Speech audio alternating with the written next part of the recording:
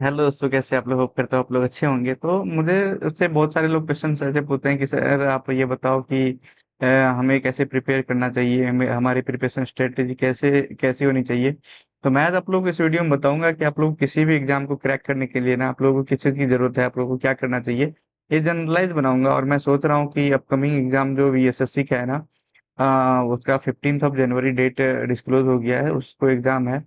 तो उस पे भी मैं एक वीडियो बनाऊंगा कि आप लोग को 15 डेज में कैसे अपना प्रिपरेशन को करना है और आप लोग कैसे उसको कर सकते हैं। इसके लिए भी मैं सेपरेट वीडियो बनाऊंगा, बट ये एक जनरलाइज वीडियो है कि आप लोग ना किसी भी एग्जाम के लिए अगर प्रिपेयर कर रहे हो तो आप लोग वो प्रिपरेशन कैसे करोगे, इसके बारे में हम लोग इस वीडियो में बात करेंगे। तो यही जो स्ट्रेटेजी जो मैं आगे बताऊंगा उसको फॉलो करके मैंने बहुत सारे एग्जाम से क्रैक कर रखे हैं। इसरो का वीएसएससी, यूआरएससी जो स्ट्रैक का यूआरएससी जो स्ट्रैक की वैकेंसी थी वो भी क्रैक किया है। बारहवीं भी क्रैक कर रखा है मैंने। उसके बाद आईबी में भी मेरा रिजल्ट हुआ था। आईबी में इसके बाद IPR institute for plasma research, उसका सीआरपीएफ एएसआई कम्युनिकेशन का था, उसमें भी हुआ था। कोस्ट गार्ड का भी हुआ था, और एक दो है उसको जो मुझे अभी याद नहीं आएगा। याद करना पड़ेगा उसको बताने के लिए। तो ऐसे बहुत सारे एग्जाम्स मैंने क्रैक कर रखे हैं इसी प्रिपरेशन स्ट्रेटजी को लेके। तो ये स्ट्रेटजी मैं आप लोगों को बताऊंगा कि आप लोगों को प्रिपरेशन किसी भी एग्जाम के लिए, वेदर इट इज गवर्नमेंट और कोई प्राइवेट सेक्टर का है या नहीं, तो आपका अगर सेमेस्टर्स में है तो आपको उसमें भी ये ऐसे ही हेल्प हेल्प करना होता है। ऐसे ही आप लोग प्रिपरेशन जर्नी आप लोग अपना स्टार्ट कर सकते हैं। तो मैं आप लोगों को इसमें बताऊंगा कि मैंने कैसे प्रिपेयर किया था। मैंने बहुत सारे एग्जाम्स क्रैक कर रखे हैं इसी प्रिपरेशन स्ट्रेटेजी पे। तो चलिए देखिए, पहली बात जो है ना, आपका किसी भी एग्जाम को क्रैक करने के लिए आपका उसका सिलेबस पता होना चाहिए। तो अगर सिलेबस पता है तो आपको फर्स्टली जो है ना, किसी भी एग्जाम को क्रैक करने के लिए आपको सिलेबस कंप्लीट करना पड़ेगा। तो पहली बात जो है, आप लोग को सिलेबस कंप्लीशन आप लोगों को का कंप्लीट होना चाहिए। तो वो कैसे कंप्लीट होगा? तो आप लोग किसी इंस्टीट्यूट का अगर कोर्स ले रहे हैं तो कोर्स ले लीजिए। नहीं तो यूट्यूब पे बहुत सारे लेक्चर्स है, आप लोग उसको फॉलो करके अपना जो है ना कोर्स कंप्लीट कर सकते हो।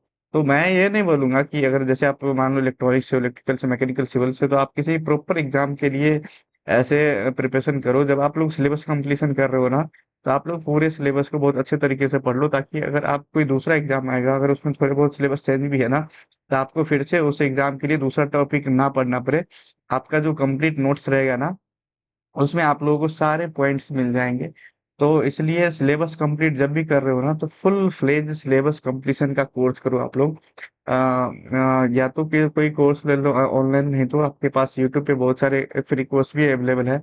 वहां से आप लोग अपना सिलेबस कंप्लीशन कर सकते हो। तो हमेशा जो है ना, आप लोगों को कंप्लीट नोट्स बनाना है हर एक सब्जेक्ट के। आप जो स्पाइरल की बुक की नोटबुक आती है ना, वो ले लो और उसमें नोट्स बनाओ। तो आप लोगों को जो है ना, पहले मैं सजेस्ट करूंगा कि जैसे अगर आप इंस्टीट्यूट में पढ़ रहे हो तो पहले आप लोग एक रफ नोट्स बनाओ, जो कि वहाँ पे टीचर जो बताते हैं उसको जल्दी जल्दी लिखो। और ज्यादा टाइम जो है ना आप लोग समझने पे लगाओ कि टीचर क्या बोलते हैं, कैसे प्रॉब्लम सोल्व करते हैं। वहाँ पे फाइनल नोट्स मत बनाओ तुम। उसमें होता क्या है ना, अगर आप फाइनल नोट्स बनाने लग जाओगे, वही तो आप लोग अपना हैंड राइटिंग देखोगे। वहां पे आप लोगों को कैसे लिखना है वो देखोगे। तो उस सब में जो है ना, आपका जो कंसंट्रेशन है ना, वो टीचर से नहीं रह के ज्यादा आपके नोटबुक पे रहेगा कि आपको क्या राइट करना है।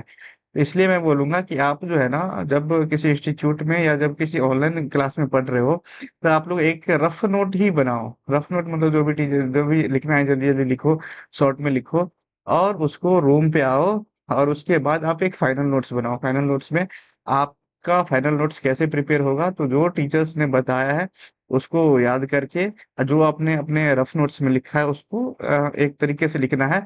अगर आपको उसमें से कुछ समझ नहीं आया तो यूट्यूब पे वो टॉपिक सर्च करना है और उसको फिर से देखना है कि ये कैसे हुआ, ये फॉर्मूला क्यों नहीं समझ में आया, कोई डेरिवेशन समझ में नहीं आया तो वो कैसे क्यों नहीं समझ में आया। तो ऐसे कर करके आप लोगों को जो है ना, पूरा सिलेबस जो है वो कंप्लीट करना करना पड़ेगा हर एक सब्जेक्ट के लिए। तो आपका जो है ना, जब मैं इलेक्ट्रॉनिक्स का बता रहा हूँ, जैसे अगर आप नेटवर्क ही पढ़ते हो तो उसमें आप लोगों का जो जो रहेगा ना, आपका दो स्पाइरल नोटबुक जो है ना वो पूरा कंप्लीट हो जाएगा। क्योंकि वो जो नेटवर्क ही है ना, वो बहुत ही वास्ट सब्जेक्ट है, बहुत ही ज्यादा नंबर सब कुछ आपको सोल्व करने पड़ते हैं उसमें।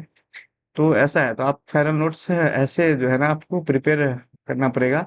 और अगर मान लो कि आपका फाइनल सब्जेक्ट इस इंस्टीट्यूट में प्रिपेयर नहीं हुआ, तो जो भी सब्जेक्ट्स बचे हैं ना आपके, वो आप जो है ना इसे यूट्यूब से कंप्लीट कर लो। उसके बाद पहला तो डिस्कस कर लिया हम लोगों ने सिलेबस कंप्लीशन, वो कैसे करना है आपको पता चल गया होगा, मोस्टली आइडिया मिल गया होगा आप लोगों को। दूसरा जो चीज़ है ना इम्पोर्टेंट, वो है रिवीजन। आप लोगों को रिवीजन कैसे करना है वो मैं आप लोगों को बताऊंगा। देखो रिवीजन जो है ना, हमेशा आप लोग कंप्लीट नोट्स से करो। कंप्लीट नोट्स से कहने का मतलब, जो आप लोगों ने बहुत सारे टीचर ऐसे भी सजेस्ट करते हैं ना कि अगर आप लोग कंप्लीट नोट्स से बनाते हो तो उसके साथ एक क्या बोलते हैं, शॉर्ट नोट्स भी बनाओ, और शॉर्ट नोट्स में अपना लिखो, रिवीजन उसी से करना। लेकिन मैं बोलूंगा ना, आप जब भी रिवीजन करते हो ना, तो वो जो है कंप्लीट नोट्स से ही करो। आप लोग रिवीजन जो है ना, वो रिवीजन के लिए आप लोग शॉर्ट नोट्स प्रिफर नहीं करो, क्योंकि आपके जो है ना कंप्लीट नोट्स में बहुत सारी चीज लिखे होते हैं, में बहुत सारे पॉइंट्स रहते हैं, जो कि आप लोगों का कवर नहीं हो पाएगा अगर आप लोग जो है ना शॉर्ट नोट्स से करते हो। तो रिवीजन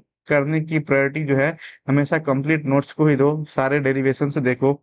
और रिवीजन जो है ना एक कंटिन्यूअस प्रोसेस है। उसमें क्या होता है कि अगर आप रिवाइज करोगे ना, जैसे नेटवर्क की बुक है, अगर तुम पढ़ रहे हो उसको, तो वो उसमें दो स्पाइरल नोट्सबुक आपकी फुल हो जाएंगी। तो उसको आप लोगों को करने के लिए मुझे लगता था 5 to 6 डेज जो है ना लगता था, क्योंकि मैं उतना पढ़ता नहीं था दोस्तों। ऐसा है कि जब मेरा मन किया तो पढ़ा, जब मन नहीं किया तो मैं नहीं पढ़ा। लेकिन मैं ट्राई करता था कि डेली जो है ना ऐसे पढ़ लूँ कुछ, तो डेली पढ़ता था। लेकिन वो ऐसे नहीं हो पाता था कि 16-16 घंटे पढ़ रहा हूँ। 5 से 6 घंटे तो खुद को वो भी बहुत है।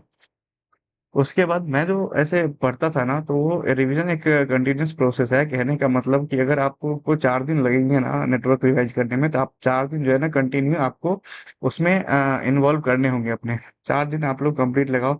ऐसा हो जाता है ना कि अगर आप लोग चलो नेटवर्क का रिवीजन स्टार्ट किए, नेटवर्क आप लोग पढ़ रहे हो, अपने लोगों ने 1 दिन पढ़ा, 2 दिन पढ़ा, आप लोगों ने 2 चैप्टर खत्म कर दिया। उसके बाद 2 दिन का गैप कर दोगे, 4 दिन का गैप कर दोगे, इसके बाद फिर से स्टार्ट करोगे ना, आपको फिर से जो स्टार्टिंग के 2 चैप्टर है वो फिर से तुमको रिवाइज करने पड़ जाएंगे। तो ऐसे में वो जो पहले वाला रिवीजन का टाइम था ना, वो तो इनवैलिड हो गया, उसका कोई मायने ही नहीं रह गया, क्योंकि वो तो रिवाइज कर चुके थे तुम ऑलरेडी, लेकिन फिर से कर रहे हो, तो वो टाइम एक तरफ से वेस्ट ही हुआ। तो रिवीजन जो है ना कंटिन्यूअस प्रोसेस है। अगर आप लोगों को किसी सब्जेक्ट को कंप्लीट करने में 4 दिन लगते हैं, तो 4 दिन जो है ना कंटिन्यूअस उस सब्जेक्ट को दो। बीच में स्किप एक दिन भी मत करो, नहीं तो तुम्हें फिर से रिवाइज करने पड़ जाएंगे। और एक वीक के बाद है ना, उसको फिर से रिवाइज करो। एक वीक के बाद उसको फिर से रिवाइज करो। देखो पहला जो रिवीजन है ना, वो टाइम लेगा। ऐसा नहीं है कि 4 दिन, 5 दिन, 6 दिन भी टाइम लेगा पहला रिवीजन, क्योंकि उसमें बहुत सारे कंप्लीट नोट्स में बहुत सारे डीप पॉइंट्स लिखे रहते हैं, बहुत चीजों को समझना होता है, तो वो तुम्हारा टाइम लेगा। तो फर्स्ट रिवीजन में टेक टाइम, लेकिन उसके बाद जो अगर 1 वीक के बाद अगर तुम फिर से रिवाइज करते हो ना, या 2 वीक के बाद अगर फिर से रिवाइज करते हो, तो वो उतना टाइम नहीं लेगा। वो उससे कम टाइम लेगा। उसके बाद ऐसे ही अगर तुम 4-5 बार रिवाइज कर लो ना किसी भी सब्जेक्ट को, तो तुम देखना कि अगर तुम 6th टाइम अगर तुम रिवाइज कर रहे हो ना, तो तुमको बस पेज पलटने पड़ेंगे, तो तुम्हारा जो है ना एक दिन क्या मैं बता रहा हूँ, 4-5 घंटे में रिवीजन आपका कंप्लीट हो सकता है एक सब्जेक्ट का। वो आप लोगों को ऐसा ही करना पड़ेगा। मतलब अगर आप 6 बार आप लोगों को रिवीजन का टाइम दो, उसके बाद कंटिन्यूअसली, उसके बाद जो है ना आप लोगों को सिर्फ पेज पलटने होंगे ऐसे, क्योंकि आपको सब पता रहेगा। जब आप लोग क्वेश्चन प्रैक्टिस करेंगे ना, तो आप लोगों को पता होगा कि ये जो क्वेश्चन आया है ना, वो मैं रिवाइज किया हूँ, वो लेफ्ट साइड से था, राइट साइड से था, बॉटम में लिखा था, टॉप में लिखा था, उतना तक याद आ जाएगा। इतनी गहरी मतलब रिवीजन हो जाएगी। और मैं रिवीजन करते टाइम क्या करता था ना, जैसे अगर मैं पढ़ रहा हूँ ना कि जैसे Thevenin theorem states that if any linear and bilateral circuit can be converted into one voltage source and in series with one equivalent Thevenin resistance, and that voltage source can be voltage VTH can be calculated by the open circuit voltage where load is open, and RTH can be calculated at the equivalent resistance if we are seeing from load side। ऐसे अगर याद कर रहे हो ना, कोई चीज याद करना मतलब रिवाइज कर रहे हो ना, तो आप करो क्या, तो आप उसका एक आप अपने फोन में जो वॉइस रिकॉर्डिंग है ना, वो ऑन कर दो। कंटिन्यूस 4-5 घंटे बैठो दिन में, और जब स्टार्ट कर रहे हो अपना रिवीजन, तो रिवीजन स्टार्ट करो, उस साइड वॉइस रिकॉर्डिंग भी स्टार्ट करो, और जो भी पढ़ते हो बोल बोल के पढ़ो। अब बोल बोल के जो है ना उसको रिकॉर्ड कर लो। और वो रिकॉर्ड कर लोगे तो ऐसा होता है ना कि अगर तुम्हारे पास तुम्हारी वॉइस रिकॉर्डिंग है, तो अगर जब तुम कोई ऐसे काम कर रहे हो, जैसे खाना बना रहे हो, या स्टूडेंट लाइफ में सब खाना बनाते हैं भाई, बाहर में रहते हैं, तो आप लोगों का पता नहीं, मैं तो बनाता था खाना। तो जब मैं खाना बनाता था ना, उस टाइम क्या करता था कि जो भी मेरी वॉइस रिकॉर्डिंग थी ना, उसको ईयरफोन लगा के मैं सुनता रहता था कि जो मैंने पढ़ा है, जिसको मैंने रिकॉर्ड किया है, उसको मैं ही सुन रहा हूँ। तो वो ना रिवीजन का फास्ट प्रोसेस है। तो अगर आप लोग एक बार भी अगर एक अगर एक सब्जेक्ट का आप लोग पूरा रिवीजन का रिकॉर्डिंग रख लेते हो ना, और उसको बार बार सुनते हो, तो आपको दूसरी बार जो है ना वो कॉपी उल्टाने की जरूरत नहीं पड़ेगी। आप क्या करो, डेरिवेशन भी पढ़ डालो। अगर आप लोग वॉइस रिकॉर्डिंग कर रहे हो तो अगर आप लोग सुनते रहोगे ना, तो आपका जो बैकअप द माइंड है ना, आपको डेरिवेशन जो है ना वो चलते रहेगा, तो वो रिकॉल करने में बहुत ज्यादा ईज़ी हो जाता है। तो ये जो है ना रिकॉर्डिंग, ये मैं बता रहा हूँ बहुत ही ज़्यादा वाइटल इंपॉर्टेंट है। अगर आप लोग रिवीजन करना चाहते हैं तो मैं बोलूँगा इस पॉइंट को आप लोग ज़रूर से ज़रूर कंसिडर करो। ये स्किप करने वाला नहीं है। तो उससे ऐसे तरीके से अगर आप लोग रिवाइज करोगे ना, तो आप लोगों को रिवीजन में कोई प्रॉब्लम नहीं होगी। आपके सारे टॉपिक्स जो होंगे ना, आपके फ्रंट ऑफ द माइंड होगा, और कोई चीज़ ऊपर से नहीं जाएगा।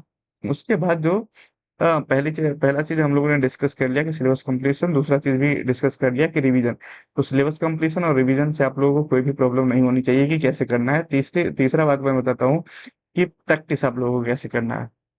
तो आप लोगों ने सिलेबस कंप्लीट कर लिया, रिवीजन कर लिया, अब आप लोगों को करना है प्रैक्टिस। प्रैक्टिस कहाँ से करोगे? प्रैक्टिस का मतलब होता है कि क्वेश्चन प्रैक्टिस, जो भी आप लोगों को ना वो रिवीजन में जो याद की हो ना, वो डायरेक्टली वैसे कोई थ्योरी तुमसे पूछने वाला नहीं है। तुमसे पूछा जाएगा क्वेश्चन, तुमसे पूछे जाएंगे एमसीक्यू। तो उसको लगाने के लिए तुमको जो है ना उसकी प्रैक्टिस चाहिए। वो प्रैक्टिस आप पीवाईक्यू से लगा लो।